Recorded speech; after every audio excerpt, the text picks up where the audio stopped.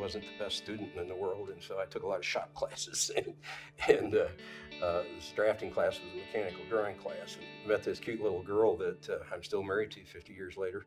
She was in a class that was an architectural design class. I didn't even know our high school had such a thing. I don't think anybody in high school even knew what architecture was.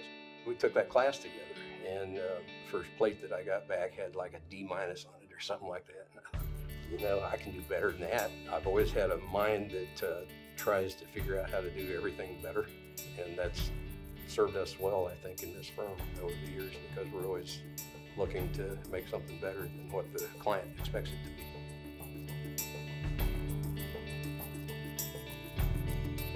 I grew up in the middle of nowhere in the Flint Hills, and a lot of the lessons I learned growing up in the middle of Kansas stuck with me. I worked for 3 different architects when I was doing my 3-year internship. The day, I think, that I quit that job in Jeff City, Nick Beckham comes up, knocks on my door, and says he hears that I'm out of work and wants to know if I want to work for him. He had 3 or 4 jobs that he had gotten, and he didn't know how he was going to produce them because he didn't have anybody working for him. I just said, yeah, if you'll allow me to be an architect. He did, and 35 years later, we were still partners. The dynamic between Nick and Brad, you know, Nick more from an East Coast setting, Brad, you know, kind of Midwest, was an interesting take on both sides of architecture and the practice of it. And they were pretty easy to work with. You know, they were letting you take a lot of responsibility. That was the very hardest part of my career, was getting to the point where I could turn something over to somebody else. But once you figure out that you don't want to work all your life and you want to be able to cultivate architects that will help you do things that you couldn't do by yourself, then that's when you can start letting go. It was more of a, hey, come take a walk with me from Nick and Brad.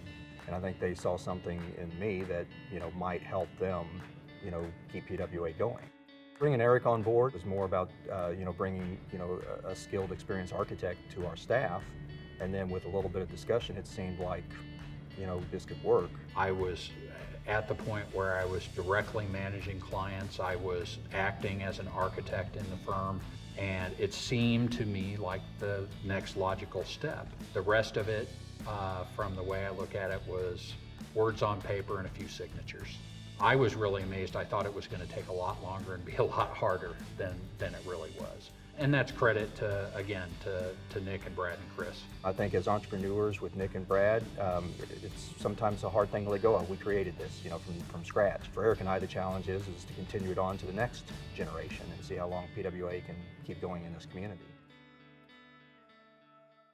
It's important for a client to have a high level of engagement from their design professional because their needs will be met better. I enjoy working with Eric Miller a lot. There is a philosophy of customer service that they have, and their ability to really keep in mind that we're all there to make sure our clients are getting the project they deserve.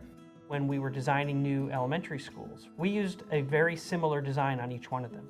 So that helped the school district save money in terms of architectural fees in designing a building. It's not necessarily in their best interest to want to design things that lower their return, but they knew as a community partner that that was important to us.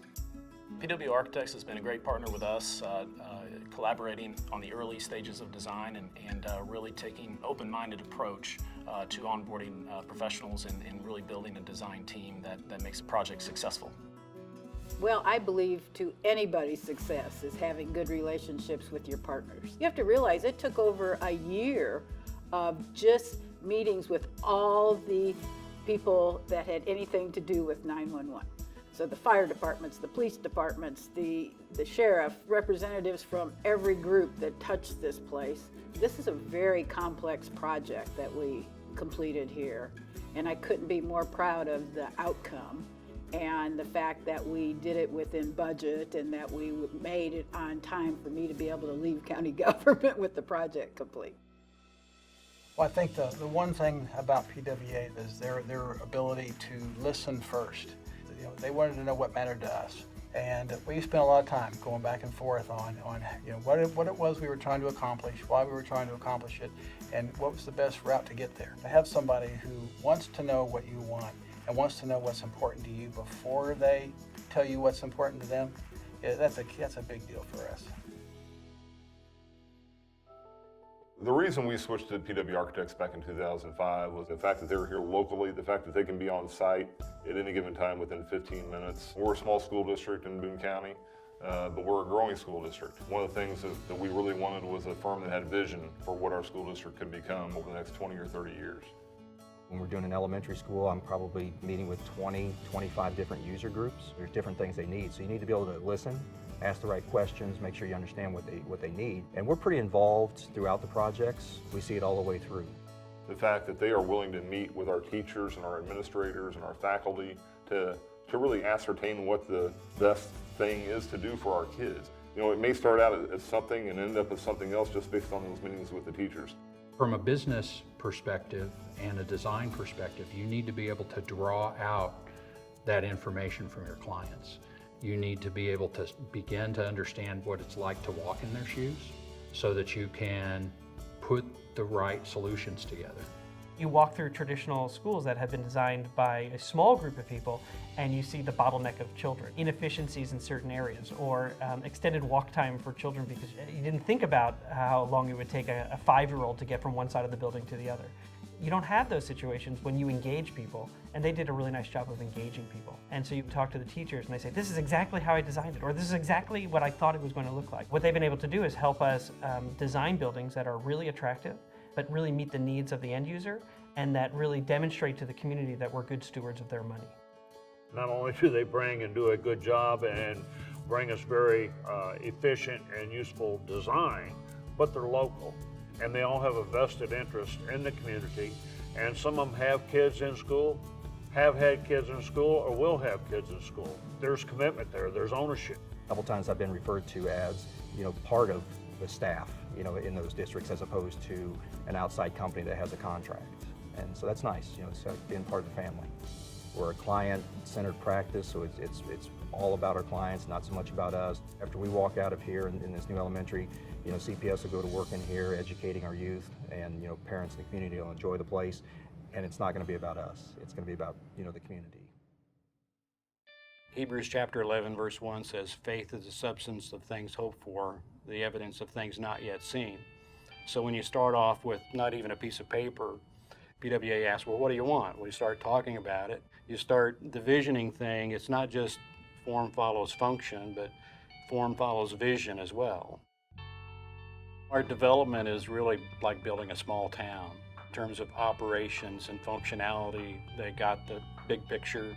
For 70, 80 plus year old people, their world is largely confined to a small space inside of a building. The comfort level is very much dependent on how well can I navigate around this space. PWArchitects has worked with us closely on making our facilities handicap friendly. When it moves from material stuff to people, then it takes on a new meaning. Welcome Home is dedicated to providing a place for veterans in need, homeless veterans particularly. The old location was an old quadplex. There were 8 beds and 2 sofas, and they were all full for the past 20 plus years. We concluded that there was a desperate need for at least triple the capacity.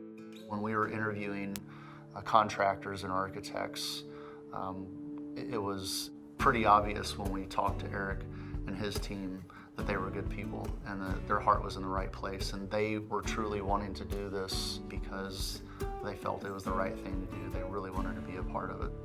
Just being able to help somebody to make something like this happen and how they affect all of the people that are involved, not just them, but their users and everything else. It's fascinating and it's important. One story that hits me pretty hard, hopefully I can tell it. 2 of the founding board members are Vietnam veterans, and they took out second mortgages on their homes to buy the old location. When we started talking about owning a new location and spending millions of dollars to do this, the risk made them pretty nervous. But we knew that the need was there and that the risk was worth it. And then on the grand opening day, those founding board members were there, and They were in tears just like this, and it just confirmed that we really made the right decision. The community is important to us, and it's important to help out where you can. To see what we've been able to contribute to the community, yeah, it's amazing. Being able to know that you are truly a participant, that you have given everything that you can, not just to your firm, your family, but the rest of the community as much as you can, is something that we're going to continue to do.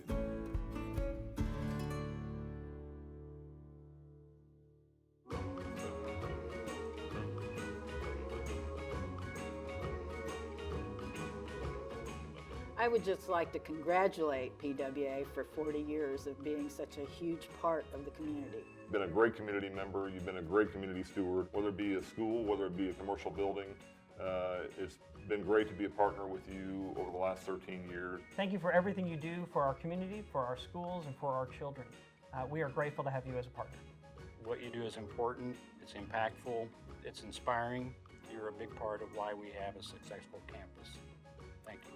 Congratulations on your 40th anniversary. You guys have done a great job during the first 40 years, and I'm sure you'll do extremely well over the next 40 years. Best of luck. Congratulations, PWA, on 40 years in business, and we look forward to working with you in the future. Congratulations, PWArchitecture, on your 40th anniversary. I look forward to seeing what we do in the next 40 years. Congratulations on 40 years in Columbia, Missouri, and doing what you guys do. You rock. We really appreciate it. Thank you.